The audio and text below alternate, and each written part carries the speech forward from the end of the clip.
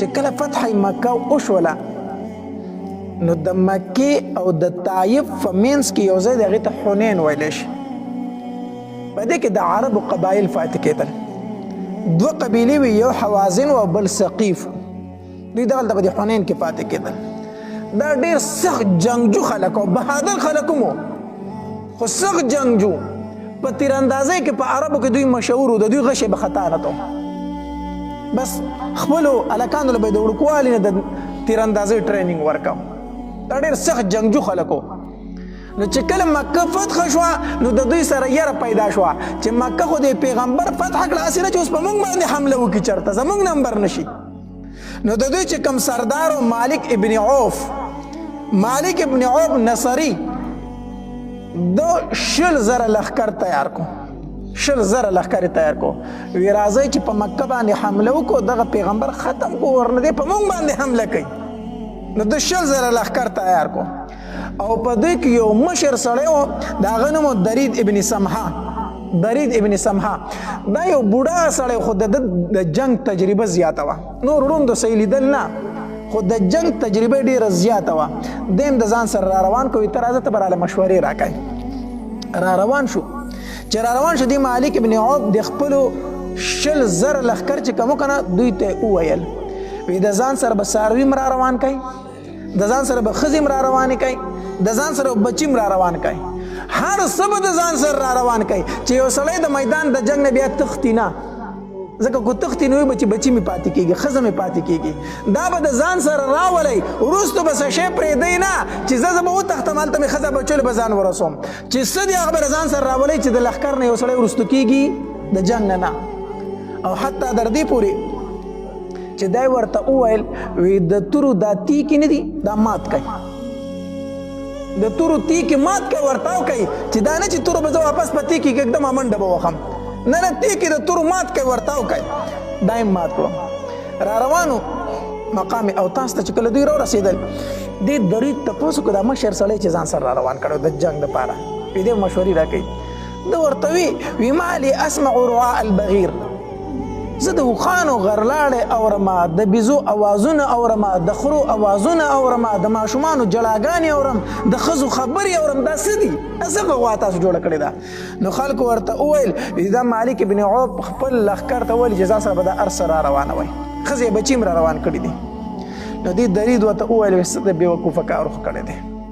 څه غلط کار خو کړی دی. ځکه کو تاسو فتح مونته وي، خو دا ښځې بچي به در پسې راغلي وو، خو کو شکست وخورئ نو د دوی به څه کېږي چې تاسو له ځان سره دا را روان کړي دي؟ د دوی به څه کېږي کو تاسو شکست وخوړو؟ دا تاسو کم هوښیارتوب کار کړی. وی دا فوراً واپس کوي. مالک ابن عوف چې دا خبره واورېده، وی دا بوډا شوی د مغزو کار پرېښی دی، ما چې څه ویلي هغه به کېږي، او خپلې قبیلې والو ته وي کو ما سره مخکې ځئ زما خبر امرئ خو ډېره ښه ده، کو نه اورئ زه په دې ځای خودکشي کوم، ځان وجنه. دې سردار یې وویل ورته ځان مه وجنه، مونږ در سره ځو چې څه کېږي به. دلته نبي علیه الصلاة وسلام ته خبر راورسېدو چې حوازن او ثقیفو ستا د جنګ دپاره روان شوي په مکه باندې حمله کوي. نبي علیه الصلاة وسلام یو صحابي ولیږو، وی ته لومبې معلومات واخله. چې معلومات یې وکړه، د الله پاکه پیغمبر ډېر لوی لښکر را روان دی په مکه باندې حمله کوي. نبي علیه الصلاة وسلام دلته 12,000 لښکر تیار کړو د صحابه کرامو، 12,000 لښکر تیار کړو. په دې 12,000 کې خو 10,000 هغه صحابه کرامو چې کوم د مدینې منورې نه د نبي علیه السلام سره راغلي وو مکې ته جنګ دپاره، 10,000 خو هغه لښکر وو، او 2,000 سره نور د مکې نه ملګري شو. نو په دې 2,000 کې خو څه هغه کسانو چې نوي مسلمان شو، او څه پکې اکثر کافر ومو، کافر پکې هم د نبي علیه السلام سره روان شو. ځکه چې دلته کې بیا د قبیلې خبره راغله که نه، قریشو خبره راغله، نو دا ورسره هم روان شو. صفوان ابن امیه چې دا د امیه ابن خلف زوی و، کوم چې په جنګ بدر کې مرتار شوی و، امیه ابن خلف، د هغه زوی صفوان ته نوم و. دیم د نبي علیه السلام سره په دې جنګ کې روان شو، حالانکې مسلمان نه و، کافر و، دی ورسره هم روان شو. نو 12,000 لښکر روان شو. چې دوی په لاره باندې تلل، نو د څه کسانو د خولې نه دا الفاظ ووتلو، وی نن خو به موږ د لږوالي د وجې نه چېرته شکست نه مومو، نن موږ د لږوالي د وجې نه به شکست وو. ځکه چې 12,000 کسان یو، اسلحې را سره شته دی، نو موږ به نن څنګه شکست ورو؟ مخکې به موږ لږ او اسلحې به را سره هم نه وي. دا خبره پکې د بعضې کسانو د خولې نه ووته، خو دا د هغې صحابه کرامو د خولې نه نه وه چې کوم پاخه صحابه پاخه ایمان والو دا خو پکې یا نوي نوي کسان مسلمانان شوي چې د هغوی هغه دغه لا دومره مضبوط نه وه عقیده چې د هغوی د خولو نه پکې دا خبره څه شوله ووته وایي نن خو به موږ د لښکر د کموالي د وجې نه شکستو نه خورو چې دا خبره وکړه دا خبره الله تبارک وتعالی ته ناخوښه شوه الله تبارک وتعالی ته ناخوښه شوه چې ښه تاسو په خپل ډېروالي او په کموالي باندې دغه کوئ چې یاره مونږ کو ډېر یو بیا به شکست نه خورو او کلیږو بیا به څه خورو تاسو 314 کسان وئ او تاسو 0 کسانو ته شکست ورکړی دی نو د بعضې کسانو د خولې پکې دا خبره وختله نو دا خبره الله تبارک وتعالی ته ناخوښه شوه چې ناخوښه شوه د هغې اثر په نورو صحابه کرامو باندې هم وشو دا خبره یاد وساتئ چې د مجلس اثر وي د مجلس څه وي اثر وي ستا ملګري نیکان وي په تا باندې به د الله رحمتونه وي خو که ستا په ملګرو کې یو بد سړی وي که نه د هغې نقصان ګورې تا ته رارسي اګر چې ته په خپله بد نه یو ځل نبي علیه صلات وسلام په مانځه باندې ولاړو مونځ یې کوو نو په قیرت کې لږ ګډوډ شو قیرت کې ګډوډ شو نو چې نبی علیه صلات وسلام سلام وګرځو نو په ما پسې داسې کسان ودرېږي چې هغه اودس په سمې طریقې سره نه کوي نو بیا د هغې اثر په موږ باندې هم وي نبی علیه السلام وفرمایل چې د هغې اثر بیا په موږ باندې هم وي زما په تلاوت کې بیا ګډوډوالی راځي نو دا مطلب نه چې په نبی علیه السلام پسې شاته بیا اودسه خلک ولاړو خو داسې څه کسان پکې ولاړو چې هغه اودس په ښې طریقې سره نه و کړی په ښې طریقې سره نو د هغې اثر په نبي علیه السلام وشو نو نبي علیه السلام وفرمایل وایي داسې کسان را پسې شاته ولاړې چې د هغې اثر بیا زموږ په تلاوت کې راشي د دې وجې نه چې ستا سره ښه ملګري د هغې اثر به هم په تا کېږي بد ملګري د هغې اثر به هم په تا باندې کېږي نو په دغې لښکر کې څه داسې کسانو چې د هغوی د خولې نه دا الفاظ ووتل چې وایي نن به موږ د لږوالي د وجې نه څه نه خورو شکست نه خورو دا خبره د خولې نه ووتله نبی علیه الصلاة والسلام د حنین مکان ته نبی علیه الصلاة والسلام د حنین وادۍ ته ورسېدو ماښام ټیم دوی ورسېدل د حنین وادۍ ته دغلته کې د دې دغه چې کوم سردارو د حوازنو د ثقیفو مالک ابن عوف د مالک ابن عوف داسې وکړه که نه چې د په لاره باندې مورچې جوړې کړې په لاره باندې منځ کې لاره وه غیر چاپېره څه جوړې کړي مورچې جوړې کړې او خپل لښکر یې هغې کې کېنو وایي چې کله مسلمانان په دې ځای باندې تېرېږي هغې ته خو به پته نه وي او ناڅه به پې تاسو راپاسې حمله به وکړئ ناڅه به پې څه وکړئ حمله وکړئ مورچو کې خپل کسان پټ کړي نو نبی علیه السلام دغې وادۍ ته ماښام ټایم ورسېدو او د شپې مزل وکړو او چې سهار غونته کې تیاره و په دغې لاره ورننوتل ورنناخېرېدل ګیر چاپېر نه پې دوی حمله شروع کړه راپاسېدل دغه شو باران یې شروع کړو تورې چلول یې شروع کړو صحابه کرامو ته خو پته نه و چې په دې ځای کې دوی ناست دي که نه دوی پې حمله وکړه صحابه کرام ټول تس نس شو د نبي علیه الصلاة والسلام سره 10 یا 12 کسان صرف مسلمانان پاتې شو چې په هغې کې یو ابوبکر او دویم عمر او دریم علي رضی الله تعالی عنهم اجمعین او عباس رضی الله تعالی عنه سره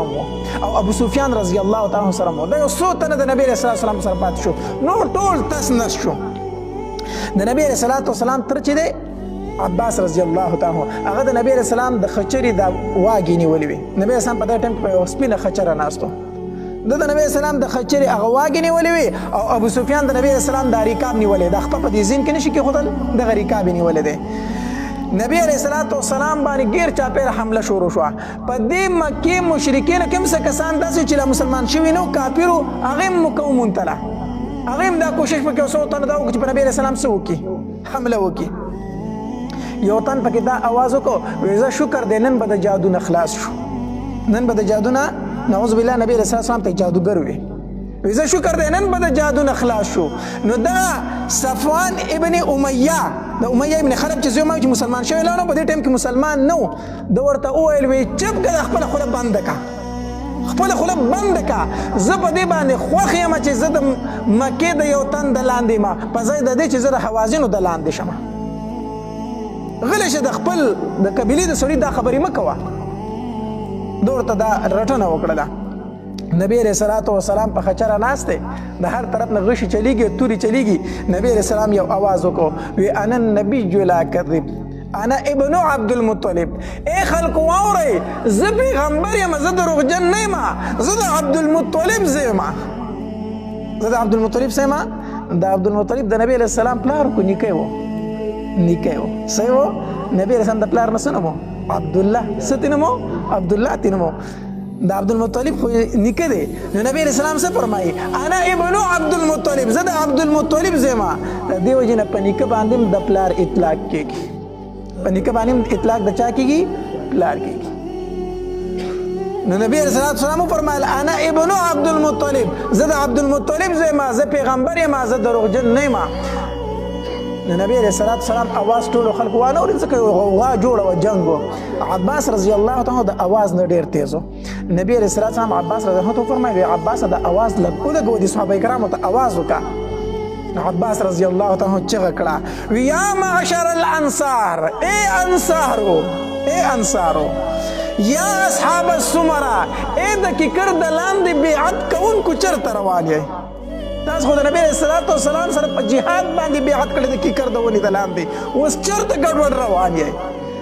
د عباس رضی الله تعالی د اواز په میدان کې داسې خور شو د صحابه کرامو غوږونو ته چې دا اواز ورسېد چې یا معشر الانصار نو دا صحابه کرام داسې د نبی علیه السلام په طرف باندې رامنډې کړې که نه لکه د غوا نه چې بچی ورک شوی د خپله مور وینې او رامنډې پسې وي داسې د صحابه کرامو د نبی علیه السلام په طرف باندې څه کړي دي رامنډې کړي ټول نبی علیه السلام طرف ته راغونډ شو او چې راغونډ شو نبی علیه السلام داسې یو خاورې په موټي کې راواغسته په موټي کې او داسې د کافرو طرف ته وچانګله وی شاهت الوجوه مخونه مو بد شه دا ورته وویل هغه خاورې وي چې د هر کافر سترګو ته ورسېدې هغې سترګې مګل شروع کړو او دلته پې صحابه کرامو څه وکړه حمله وکړه الله تبارک وتعالی د هغې ذکر کړی دی که نه ویوم حنین اذ اعجبتکم کثرتکم فلم تغن عنکم شیئا وضاقت علیکم الارض بما رحبت الله تبارک وتعالی فرمایي دومره سخته ورځ وه چې دا ارته ځمکه در باندې تنګه شوې وه دومره سخته ورځ وه بیا مې ستاسو امداد وکړو او تاسو ته مې څه نصیب کړه فتحه مې درته نصیب کړه ده نبی علیه السلام صحابه کرامو حمله وکړه په کفارو باندې ټول کافر وتښتېدل تاس نه شو یو خوا بل خوا لاړو او ډېر لوی غنیمتونه د مسلمانانو لاس ته رالو او قیدیان چې دام گرفتار شو په دغه موقع باندې نبی علیه السلام صحابه کرام واپس کړو وی زه په خپله طایف ته ځم بیا راځم ځکه چې څه کسان طایف ته وتښتېدل نبی علیه السلام په هغوی پسې طایف ته ورغی هغوی هلته په یو کلا کې فنا واغسته به هر حال بیا نبی علیه السلام هغوی هلته پرېښوده واپس ترې راغی چېرته مکې ته راغی چې کله نبی علیه السلام جعراني ته راغی نو هلته کې غنیمتونه تقسیمول نو دا قیدیان هم تقسیم شو قیدیان څه شو تقسیم شو په دغه قیدیانو کې یوه جینۍ وه هغه د چا په ملکیت کې ورله نو دې هغې صحابه کرامو ته وویل وی زما نوم شیما دی او زه ستاسو د دې پیغمبر خور یم صحابه کرام حیران شو چې زموږ د پیغمبر خور نشته دی او دا جینۍ دعوه کوي چې ستاسو د پیغمبر څه خور یې وه نبی علیه السلام له صحابه کرام راغله وایي د الله پاکه پیغمبره په دې قیدیانو کې یوه زنانه ده هغه دعوه کوي چې زه ستاسو د پیغمبر خور یم نبی علیه السلام یې مالی وغواړئ نو دا راوستلی شوه چې دا راوستی شوه نبی علیه السلام ورته وفرمایل وایي ته زما څنګه خور یې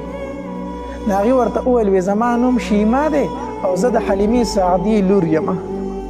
او ما ستا سره په وړوکوالي باندې لبې کړي دي او که ته مې نه پېژنې که نه زه درته یوه نښه ښیم زه به درته در یاده شمه نبی علیه السلام ورته وفرمایل وایي څه نښه ده نو هغې ورته دا لاس ښکاره کړو وایي تا ما له په دې باندې چک لګولی او ستا د غاښونو نښه اوس هم زما په بدن کې موجود ده اتا چې په ما باندې چک لګولی و نبی علیه السلام چې هغې ته وکتل که نه نو نبی علیه السلام وپېژندوي او دا زما خور ده دا زما رضایي خور ده او نبی علیه السلام فوراً پاسېدو خپل څادر یې خور کړو هغې باندې ځان سره کېنوله او نبی علیه السلام چې هغې ته وکتل خپل لوکوالی ورته رایاد شو ډېر زیات خوشحاله شو بیا داسې ځمکې ته کتل چې سر یې اوچت کړو سترګو یې داسې اوښکې بهېدې د نبی علیه السلام د مبارکو سترګو نه اوښکې روانې دي هغه خپل وخت ورته رایاد شو هغه خپل وړوکوالی ورته رایاد شو نبی علیه السلام صحابه کرامو ته وفرمایل وایي دا زما خور ده دا شیما ده دا د حلیمې سعدي لور ده دا آزاده کوي دا آزاده کوي. صحابه کرام وفرمایل د الله پاک پیغمبر دا آزاده ده. نبی علیہ السلام د شیما ته وویل وی خوري ما سره پاتې کېږي او خپلې قبیلې له ځي، ما سره پاتې کېږي او خپلې قبیلې له ځي. دی ورته ویل وی د الله پاک پیغمبره زه خپلې قبیلې له ځم، مسلمانه شوه او زه ځم خپلې قبیلې له. نبی علیہ الصلوۃ والسلام ورته وفرمایل وی ټیک ده. دا چې کله رخصتېده نبی علیہ الصلوۃ والسلام ورته اوښان ورکړو، بیزې ورله ورکړې او 3 ولې غلامان ورکړو، یوه ورله وینځه ورکړه. دا هر څه ورله ورکړو، دا به ستا خدمت کوي، ته زما خورې، تا په ما باندې حق دی. دا د نبی علیہ الصلوۃ والسلام اخلاق مبارک و.